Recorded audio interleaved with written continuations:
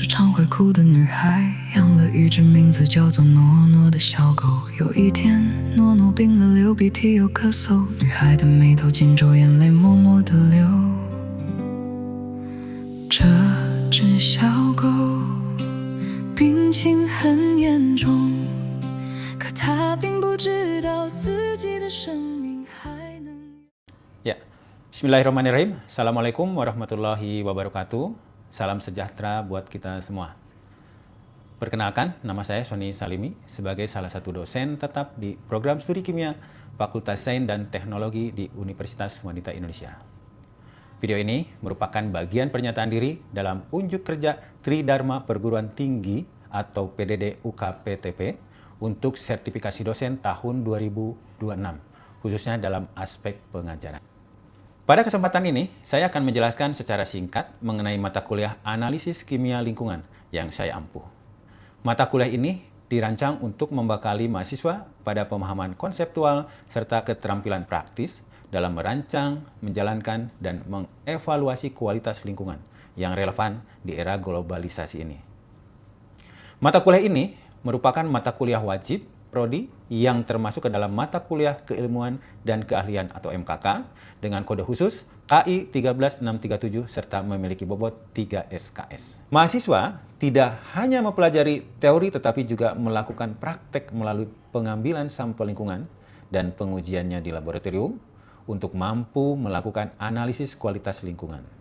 Dan selanjutnya, hasil pengujian beserta evaluasinya dapat dikampanyekan atau dipublikasikan kepada masyarakat secara luas sebagai bagian dari tanggung jawab untuk perbaikan lingkungan secara bersama-sama, komprehensif, dan holistik.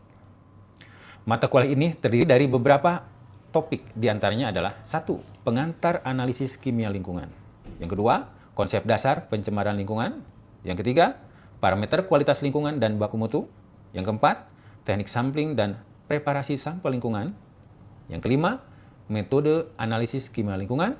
Yang keenam, instrumentasi analisis kimia lingkungan. 7, analisis kualitas air. 8, analisis kualitas tanah dan sedimen. 9, analisis kualitas udara. 10, pengolahan analisis strategik dan interpretasi data hasil pengujian. 10, jaminan. 11, jaminan mutu dan validasi metode analisis. Dan 12, evaluasi kualitas lingkungan, penyusunan laporan, dan komunikasi ilmiah.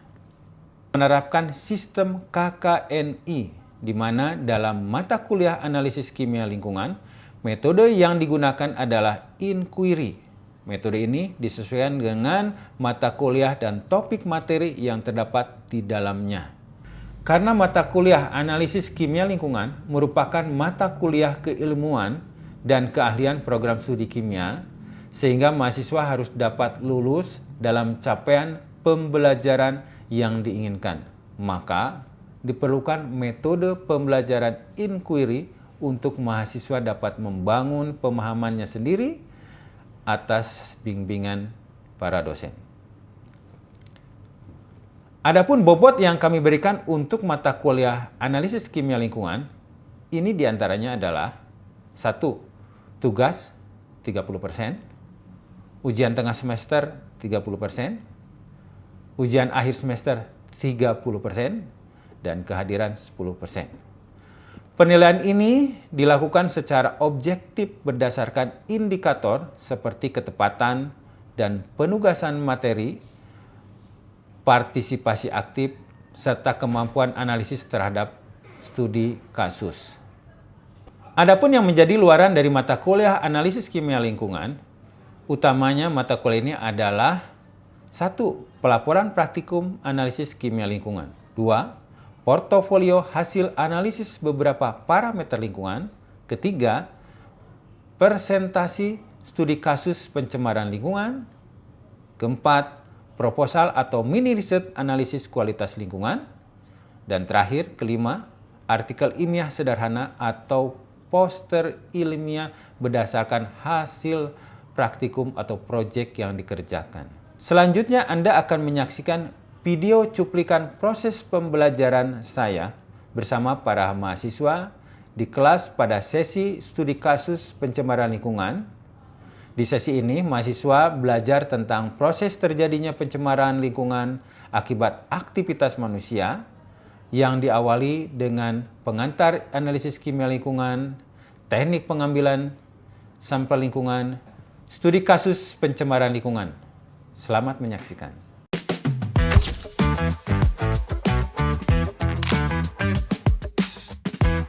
Ya.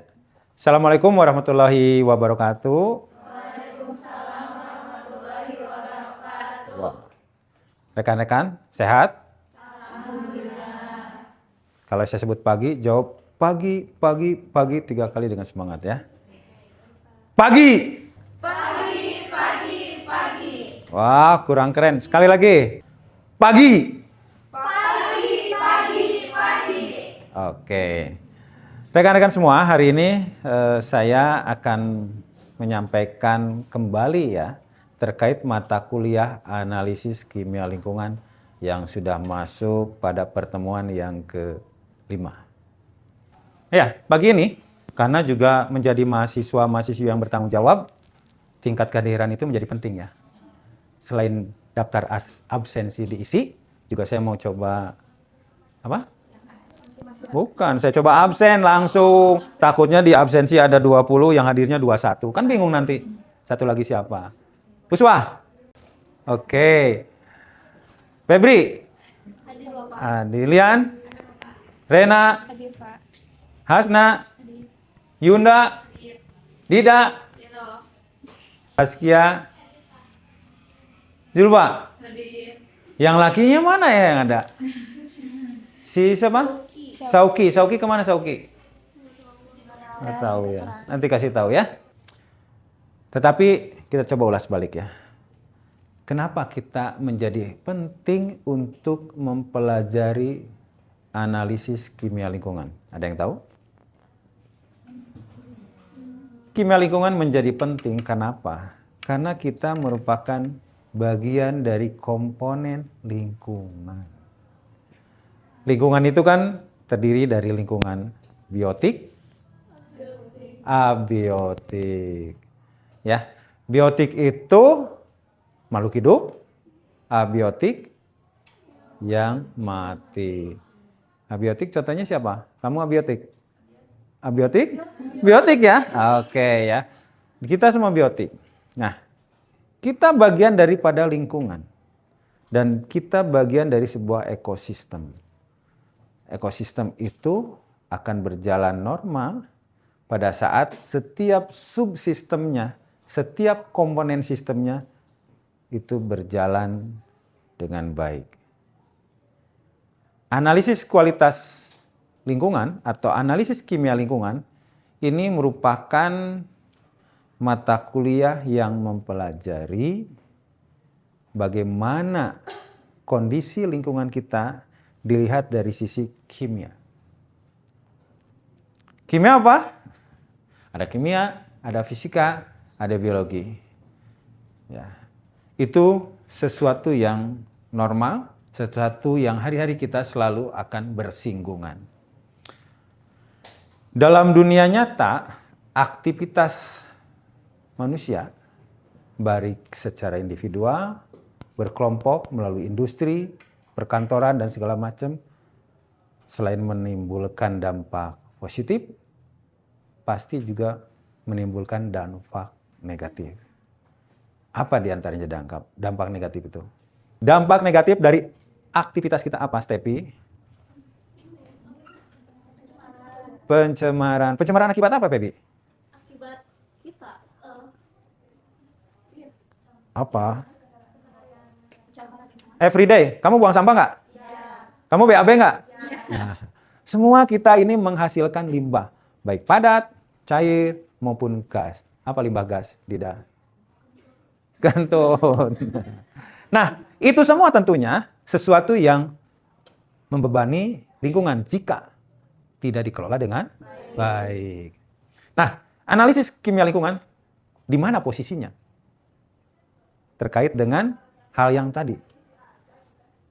Rekan-rekan semua, bahwa ketika limbah yang kita paparkan atau kita buang di lingkungan, itu akan berdampak atau tidak? Contoh, dampaknya apa, Febri? Kayak kalau misalnya buang sampah sembarangan gitu kan, Hmm. jadi bisa bikin banjir gitu. Banjir, dampak lingkungannya banjir. Dampak terhadap kesehatan, Hasna? Akibat aktivitas limbah kita, dampak kesehatan kita, kepada kesehatan kita ada nggak? Apa? Jahwa, Ulfa, Zulfa. Bisa sakit kayak diare Diare dari mana tuh? dari limbah air Air yang kotor karena tercemar. tercemar. Jadi lagi-lagi ya, bahwa aktivitas kita yang menghasilkan juga produk ataupun juga mendukung untuk kebutuhan kita, di sisi lain akan menghasilkan limbah, cair, padat, maupun gas. Semua itu harus dikelola. Dan kita harus memastikan bahwa hasil pengelolaan itu apakah sudah baik atau tidak, apakah sudah benar atau tidak, maka kita membutuhkan analisis kimia lingkungan. Kenapa? Karena di situ kita akan menguji, kita akan mengambil contoh-contoh uji yang ada di lingkungan, akan kita uji apakah sudah tercemar dari limbah kita atau belum.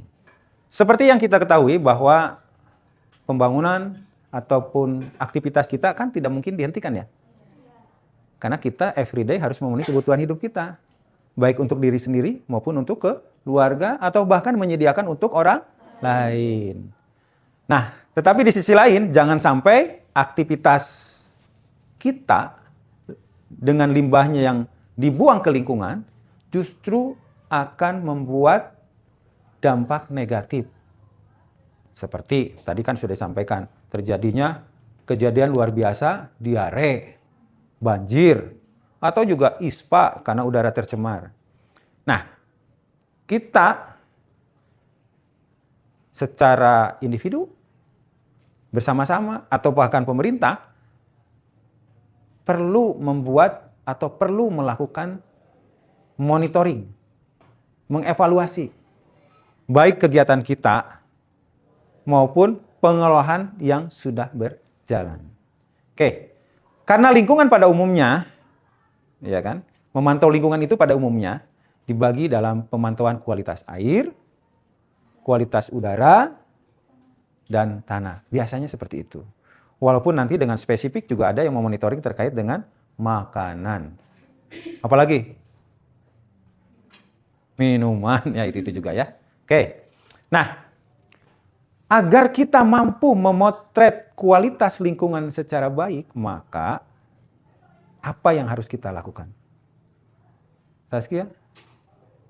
Agar kita bisa menilai, memantau, mendapatkan informasi bahwa sebuah lingkungan itu sudah tercemar atau tidak, apa yang harus kita lakukan? Pengambilan sampel. Pengambilan sampel tergantung yang mau kita pantau apa? Air, atau udara, atau tanah. Betul? Oke. Nah, tapi kan ketika kita datang, ketika kita tiba di lokasi yang telah ditentukan, air itu kan banyak. Kalau misalnya kita ambil di sungai, air itu kan mengalir. Kalau kita mau ambil tanah, tanah itu kan banyak. Kalau kita mau ambil udara, di mana titiknya kan gitu loh.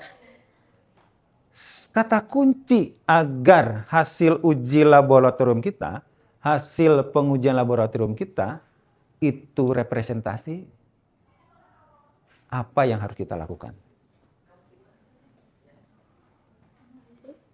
Betul, kita harus lakukan analisis. Yang harus kita lakukan adalah memulai dengan merencanakan. Tapi rencana itu juga sangat tergantung dengan tujuan. Ya. Tujuan kita menganalisis kimia lingkungan, melakukan monitoring terhadap lingkungan, itu memang tergantung siapa yang melakukannya. Kita sendiri jarang sih sebetulnya ya kita melakukan, karena hari ini tuh pengujian laboratorium mahal, luar biasa. Kita jarang, tetapi boleh. Dan kalau kita punya budgetnya nggak apa-apa, kan untuk kita juga ya. Biasanya yang melakukan monitoring itu adalah pemerintah melalui Dinas Lingkungan Hidup, ya, Dinas Kesehatan, atau instansi terkait. Karena apa? Karena bertanggung jawab untuk memastikan masyarakat ada dalam lingkungan yang bersih dan sehat. Beberapa kunci memastikan bahwa hasil uji lab itu merepresentasikan kondisi sesungguhnya lingkungan. Ada beberapa hal yang harus kita pastikan, kita perhatikan, sehingga hasil uji itu menjadi akurat. Pertama apa? Tujuannya. Kalau kita mau mengambil sampel itu tujuannya apa? Penelitian kah? Atau monitoring? Oke. Yang kedua, rencanakan. Nah, merencanakan, bagaimana sulit merencanakannya? Dibuat outline dan timeline. Oke. Jadi pada saat kita merencanakan, kita kan harus sudah tahu kita mau ambil sampel apa. Contoh, kita mau ambil sampel air. Maka yang perlu diperhatikan itu adalah titik sampling. Ya kan? Jangan sampai nanti kita mengambil sampel di tempat yang salah. Kita mau menguji bahwa apakah sebuah industri ini mencemari atau tidak, tetapi kita mengambilnya adalah di hulu sungai, bukan di hilir. Tentunya industri itu pasti tidak mencemari. Karena apa? Air yang di hulu belum tercemar air. Satu, lokasi sampling penting. Dua, peralatan. Setiap parameter uji ini membutuhkan perlakuan yang berbeda. Ya, setiap logam, bahan organik, ada yang harus diawetkan. Kenapa harus diawetkan?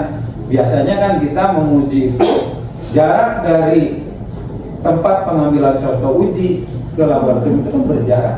Tentu di situ harus ada transportasi. Nah, transportasi ini jangan sampai juga menimbulkan atau mengakibatkan contoh uji berubah, sehingga akan diawetkan baik dengan melalui pendinginan maupun penambahan bahan kimia, bisa HNO4, bisa H2SO4, tergantung dari parameter yang akan kita uji.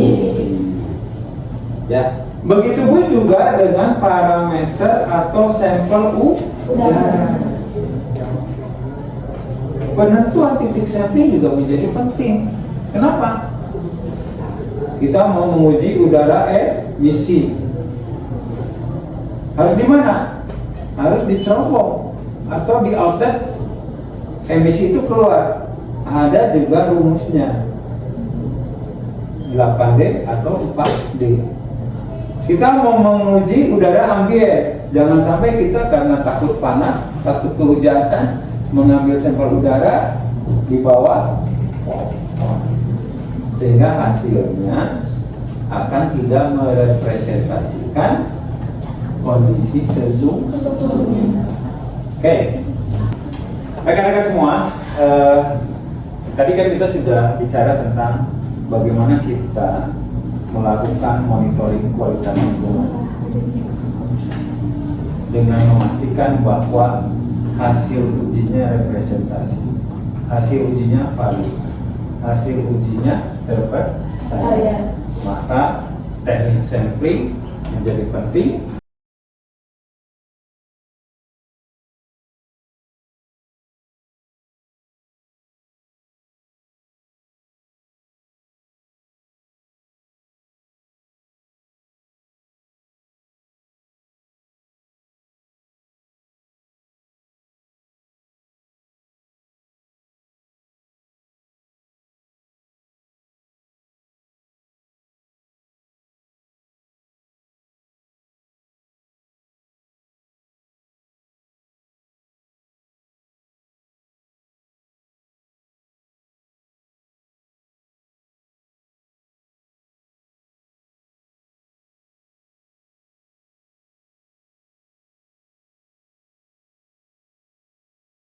Nah, sebagai ilustrasi implementasi dari analisis kimia lingkungan, maka kita coba untuk melaksanakan studi kasus.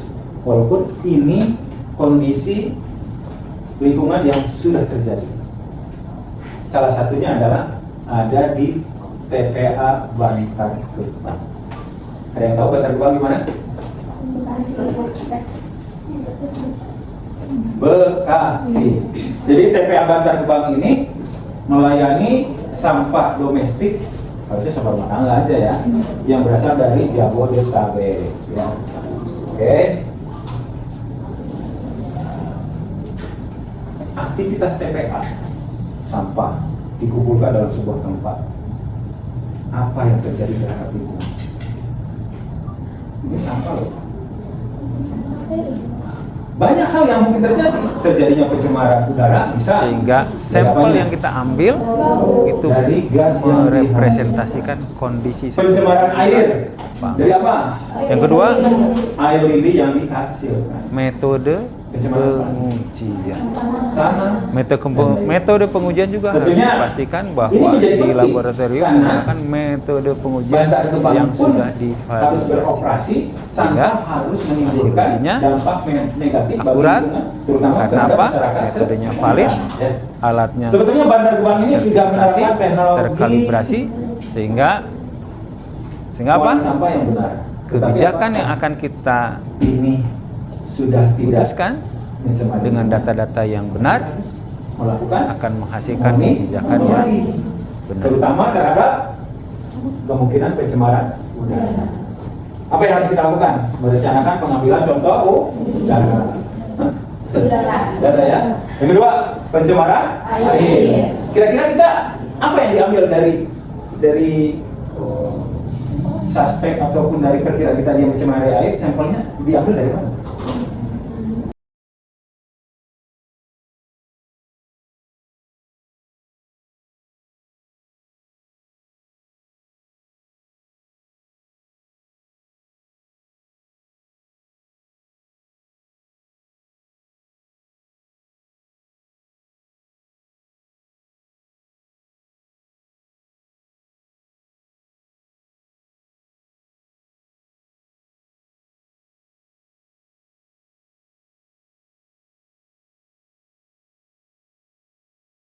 Sehingga kita mampu menentukan titik sampling yang benar. Contoh, untuk udara atau untuk air. Kalau kita tidak memahami proses dari aktivitas pengolahan sampah di Bantar Gebang, maka kita akan bingung di mana titik lokasi yang akan kita ambil. Jadi kita harus mampu memotret aktivitasnya, luasannya, dan karakteristiknya. Sehingga apa? Sehingga lagi-lagi titik sampling yang tepat akan memastikan sampelnya representasi. Contoh, kalau misalkan ini dalam sebuah, kalau Bantar Gebang itu kan kalau tidak salah dia dalam sebuah dataran yang tidak seperti Sarimukti yang ada di Kota Bandung, itu kan di gunung ya, di lembah.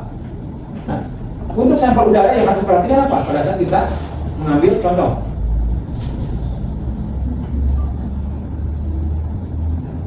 Apa lian? Apa? Kan kalau contoh udara yang kita ambil kan udara. Udara itu bebas. Udara itu nggak punya wadah. Jadi yang harus kita perhatikan apa? Kecepatan angin, arah angin. Kemudian juga kondisi di lingkungannya harus benar-benar terbuka. Jangan sampai kita ngambilnya di balik tembok. Oke, sebelum lanjut kita ke dalam proses pengambilan contoh uji. Ada yang mau ditanyakan? Mau izin bertanya. Ya, kita Kak. harus cek, kan Kira-kira harus kalau potret. di Air tanahnya, gitu, gas air itu yang ditimbulkan apa sungai. aja? Karena kedua Oke, lokasi ada lagi? tersebut Itu aja. berpotensi tercemari ya. oleh aktivitas yang lain. Bapak aku mau nanya, kalau misalnya buat Pencemaran tanah. pengambilan sampel itu kan kayak Ya. pasti Oke. ada harus sekali atau misalnya biar akurat tuh harus kayak beberapa kali. Ada Jadi sebelum kita perbandingan melakukan gitu, pengambilan contoh uji, Pengambilan tentunya sampel kita ya. harus Ya. Cukup 2 aja ya, merumuskan karena kembali tujuan memang dari waktu juga monitoring udah ini. masuk jam makan siang ya. Tadi yang disampaikan atau yang dipertanyakan oleh Rena, gas yang dihasilkan. apa saja gas yang dihasilkan atau akibatnya atau Gas yang dihasilkan. oke. Jadi gas yang dihasilkan dalam sebuah TPA, tempat pembuangan akhir sampah, itu biasanya menghasilkan ada H2S, ada NH3. Ya kan? Itu merupakan hasil dari proses dekomposisi. Karena kan di dalam apa? Dalam sampah yang tertimbun oleh tanah, ya kan? Lalu di situ sampahnya organik, ada bakteri, maka di situ terjadi proses dekomposisi. Salah satu produk lanjutannya selain daripada memecah atau mengolah organik itu sendiri adalah gas. Makanya di dalam sebuah TPA, apalagi yang terstruktur seperti ini, wajib dilengkapi dengan perpipaan yang bisa menangkap gas. Kenapa? Karena gas itu bisa terbakar. Sehingga kalau dibiarkan gas terkumpul banyak, satu saat ada pemicunya, bisa cuaca ekstrim seperti sekarang, atau misalkan maaf ada pemulung yang merokok sembarangan, terbakar, dah. Seperti sekarang yang terjadi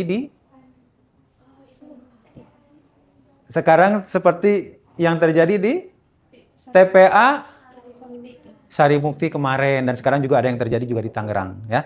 Ini menjadi penting, ya. Nah, yang kedua, apakah yang menjadi pertanyaan dari Febri, ya?